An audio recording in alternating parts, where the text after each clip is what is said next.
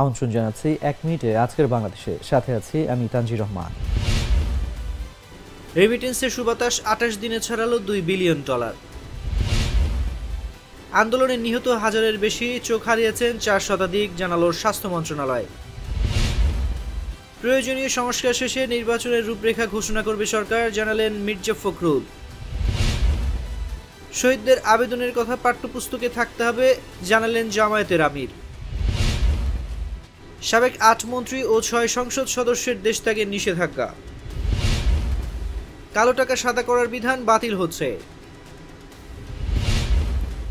সমন্বয়কদের নাম ভাঙিয়ে মিথ্যা মামলা চাঁদাবাজি করা হচ্ছে, দুদকে জানালেন শারজিস হাসনাত।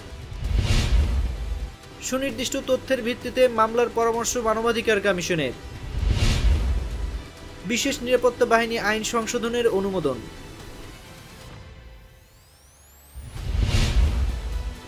গণহত্যায় উস্কানি, 29 সাংবাদিকের বিরুদ্ধে ট্রাইব্যুনালে অভিযোগ।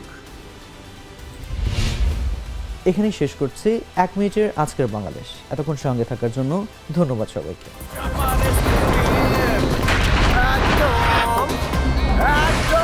শপথ ভাই তোমার মামা। এত খাও চাপার জোর বাড়াও।